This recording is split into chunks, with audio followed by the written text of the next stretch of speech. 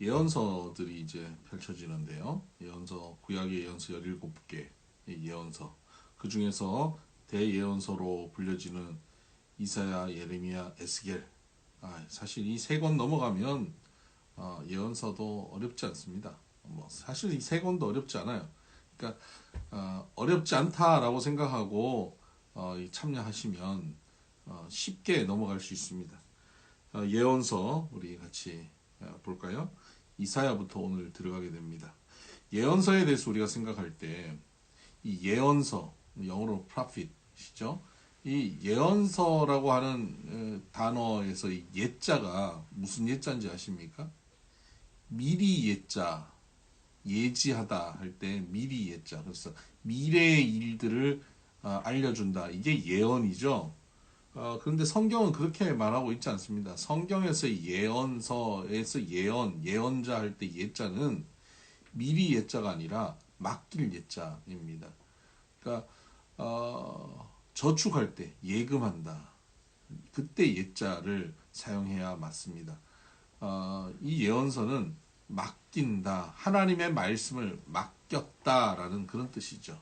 그래서 미래의 것을 얘기하는 것이 예언서라고 한다면 사실 구약에 있는 예언서들의 예언들은 거의 다 이루어졌습니다. 메시아에 대한 예언들이 주기 때문에 거의 다 이루어졌습니다. 미래의 것이 거의 다 이루어져서 예언의 말씀이 다 이루어졌다고 하면 그러면 그 예언의 말씀이 지금 오늘에 무슨 의미가 있겠습니까?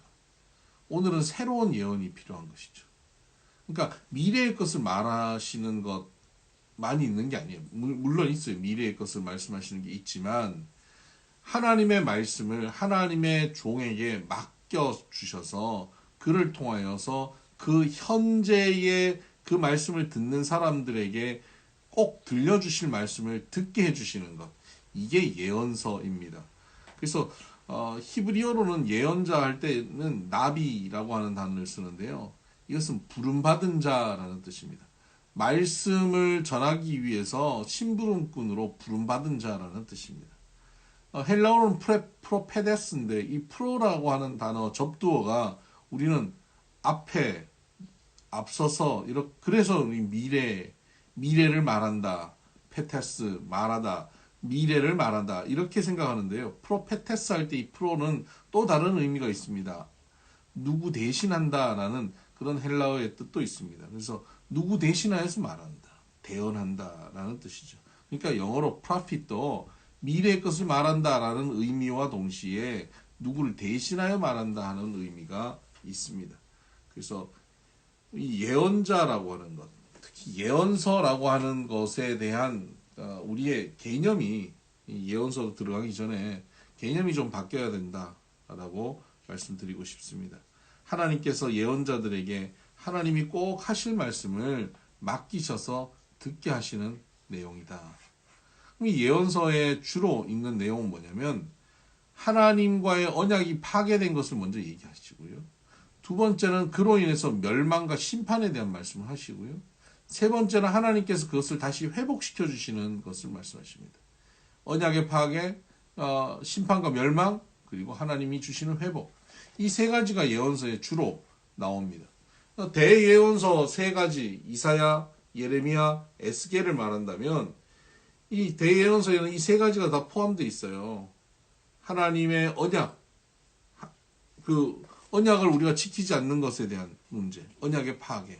그리고 두 번째는 심판과 멸망, 세 번째는 회복인데 재밌는 것은 이사야는 주로 무엇을 말할까요?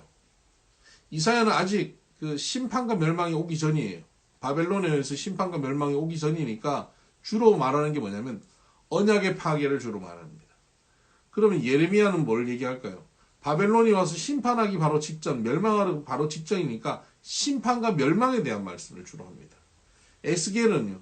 에스겔은 포로로 잡혀가서 그곳에 지금 바벨론 포로로 잡혀간 상태에서 말씀을 듣고 있으니까 이 사람은 주로 이 사람을 통해서 하시는 말씀은 이제 회복시키실 것이다 하는 말씀을 주로 한다. 세 가지 다가 포함되어 있지만 주로 무게 중심은 그렇다는 거예요. 이사야는 언약의 파괴, 예레미야는 심판과 멸망, 에스겔은 회복에 대한 말씀이 주로 있다. 다 그런 건 아닌데 주로 그렇게 있다라고 말씀을 드리고 싶습니다. 좀 두려움 없이 좀 들어가기 원해서 좀 단순화시키고 있는 거고요. 이사야를 우리가 읽을 때 전체를 66장으로 되어 있는데 전체를 나눠서 보면 꼭 성경과 같습니다. 1장부터 39장. 성경은 39권까지가 구약 아닙니까? 1장부터 39장까지 앞부분을 나누고요.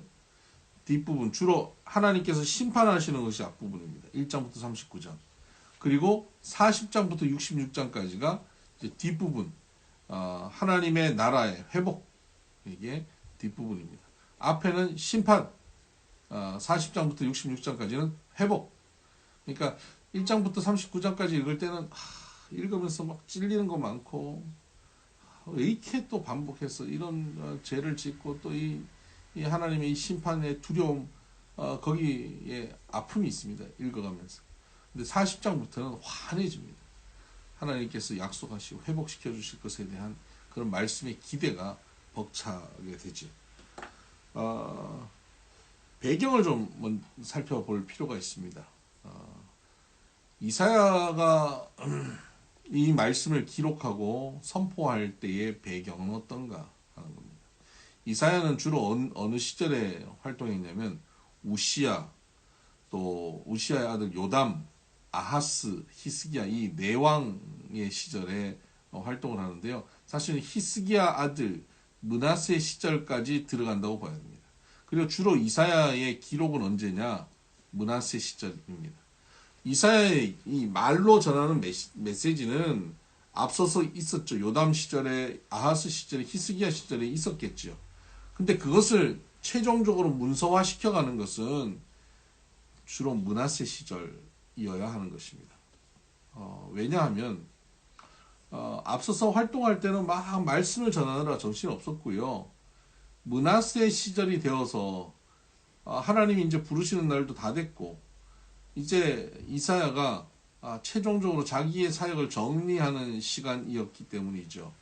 특히나 므낫세는 남유다의 왕, 북이스라엘 남유다 다 합쳐서 가장 악한 왕입니다.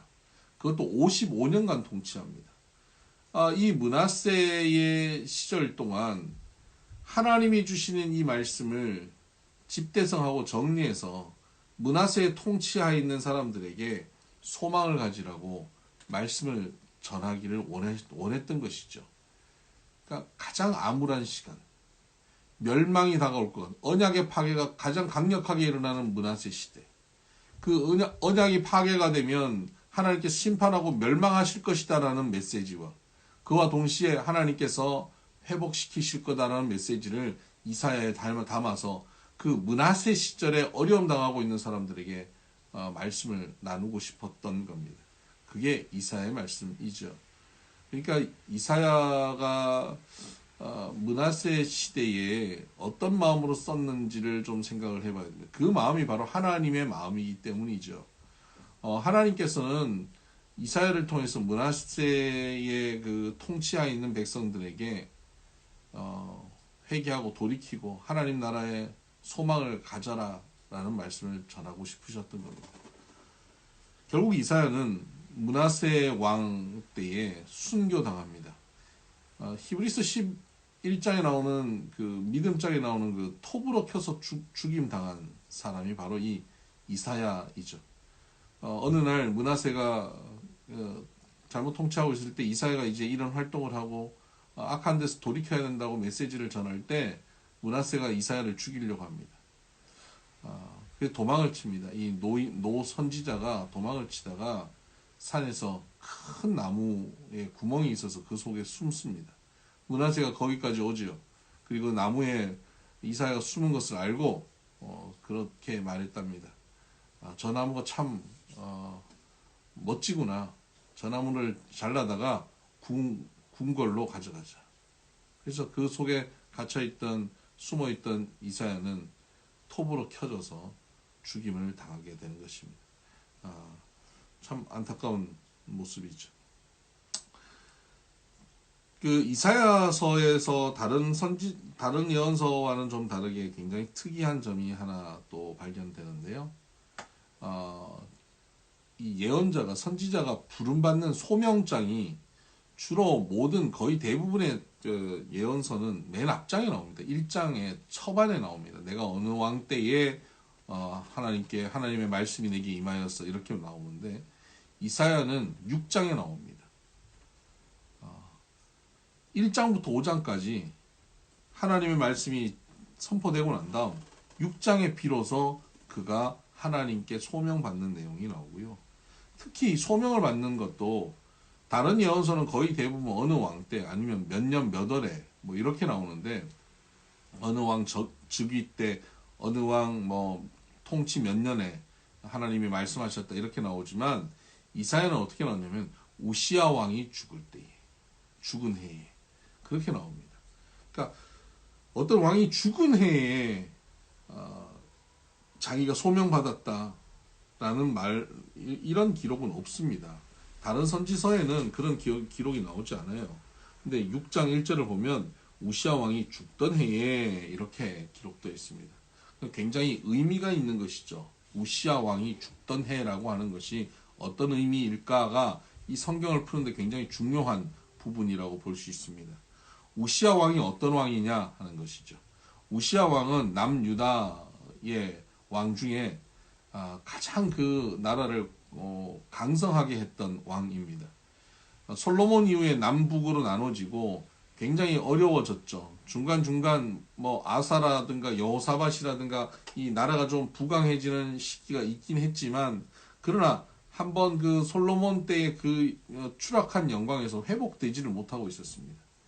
그런데 우시야 때가 되어서 갑자기 세계 정세가 좀 달라지고 그리고 엘로시라고 하는 그 항구를 회복하면서 이 경제가 좋아지기 시작한 거예요. 땅도 많이 회복합니다. 그래서 우시야 왕 때를 제2전성기라고 부릅니다. 영토도 회복하고요. 경제력도 좋아지고요. 정치도 안정됩니다. 외교도 아주 안정되고요. 북이스라엘은 여로보암 2세가 등장해서 북이스라엘도 굉장히 부강해집니다. 그러니까 북쪽과 남쪽이 모두 부강해지는 이스라엘 전체가 아주 풍요로워지는 그런 시절입니다. 이 우시야가 다스린 것이 52년입니다. 마지막에는 그가 교만해서 병이 나고 그의 아들